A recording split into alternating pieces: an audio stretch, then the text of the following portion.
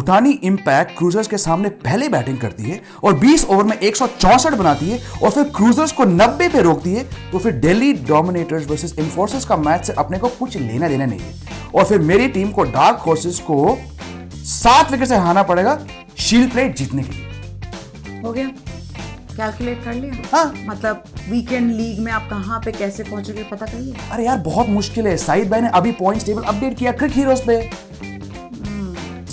पिछले 3 हफ्ते से तुम्हारा 11 जो है वो ही नहीं बन रहे। अब तुम दूसरे टीम्स की नेट रन रेट पे डिपेंड कर रहे हो। ऐसा है ना, तुम्हें अपना कोच और कैप्टन दोनों बदल लेना चाहिए। वैसे तुम्हारी टीम के कोच और कैप्टन तुम ही हो ना? गुड रिडंस।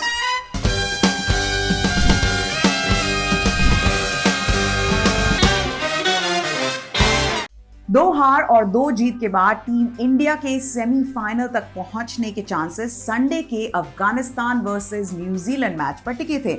एक ऐसा मैच जिसे देखने के लिए इतने इंडियन फैंस इकट्ठा हुए जितना सूर्यवंशी देखने के लिए सिनेमा हॉल्स में लोग नहीं थे। मगर जैसे ही न्यूजीलैंड ने अफगानिस्तान को 124 पर रोका, इंडियन सपोर्टर्स के दिल टूट गए, एक बार फिर से at the hands of the black caps। वैसे प्यार से हार कैसे कोई थमाते हैं न्यूजीलैंड से सीखे। जहां चर्चा हो रही थी अफगानिस्तान के जीतने का, और वो भी कितने मार्जिन से, और फिर कैसे कुछ परम्यूटेशंस के चलते टीम इंडिया आगे जा पाएगी, वहीं न्यूजीलैंड ने बिना शोर शराबा से मैच जीता और दोनों टीम से आगे निकल। इसी के साथ विराट कोहली का इंतजार एक आईसीसी ट्रॉफी के लिए चलता रहेगा, मगर उनके सपोर्टर्स के लिए ट्रॉफी आए या ना आए, विराट के लिए जो उनका प्यार है वो अमर रहेगा। अपने आखिरी T20I मैच एज कैप्टन में कोहली ने इंडिया को लीड करके नामीबिया को दुबई में हराया और इस जीत को देखकर इंडियन क्रिकेट फैंस थोड़ी सी मुश्किल में फंस गए। मगर कहीं ना कहीं इंडियन क्रिकेट सपोर्टर्स को विश्वास है कि बेहतर प्लानिंग के साथ इंडिया अगले साल के T20 वर्ल्ड कप में अच्छी परफॉर्मेंस दे पाएगी। मैं और क्यों नहीं, नए कोच, नए कप्तान और नई सोच के साथ we can possibly see a change in their fortunes।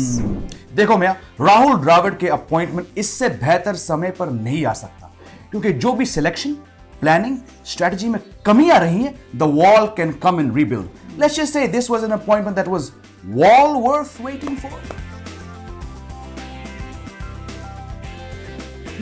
Good one पर जेमी। भले ही रवि शास्त्री क्रिकेट जगत के मीम मास्टर रहे हों, ये बात माननी पड़ेगी कि शास्त्री अपने 2017 से 2021 के स्टिंट में भारत के सबसे सक्सेसफुल कोच रहे हैं। और let's not forget the contribution of the coaching staff, जिनको श्रेय देना पड़ेगा भारत में फास्ट बॉलर्स की फौज खड़ी करने का। बिल्कुल। And just like Indian cricket is hopefully looking forward में, हमें भी इस टूर्नामेंट में आगे देखना चाहिए, क्योंकि पिक्चर अभी भी बाकी है दोस्तों।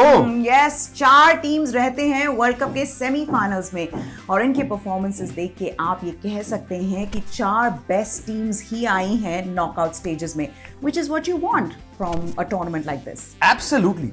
इंग्लैंड और पाकिस्तान मेरे हिसाब से इस टूर्नामेंट के 2 बेस्ट टीम्स हैं, और जिस तरह से ऑस्ट्रेलिया ने कमबैक किया है, ये बहुत डेंजरस लग रही है। और रही बात न्यूजीलैंड की, भाई उन्होंने तो वर्ल्ड कप सेमीफाइनल स्टेज तक पहुंचने का फॉर्मूला रट्टा कर दिया है। अबू धाबी में खेला जाएगा पहला सेमीफाइनल इंग्लैंड और न्यूजीलैंड के बीच।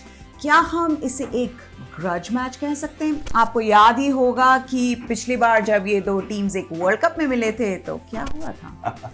न्यूजीलैंड वाले तो कह रहे हैं कि 2019 वर्ल्ड कप फाइनल की बातें नहीं होंगी कैंप में, but try telling that to the fans। इस क्रैकिंग कॉन्टेस्ट के बाद दुबई में मिलेंगे पाकिस्तान और ऑस्ट्रेलिया सेकंड सेमीफाइनल के लिए। 2010 T20 वर्ल्ड कप सेमीफाइनल में माइकल हसी ने सईद अजमल का जो हाल किया था, और फिर 2015 ODI world cup quarter final में जिस तरह से वॉटसन और मैक्सवेल ने पीटा था पाकिस्तान को, ये दुख सहकर अब पाकिस्तान फैंस को सिर्फ एक चीज चाहिए, बदला। और इस मैच के अंदर एक और बड़ा रोमांचक एंगल है।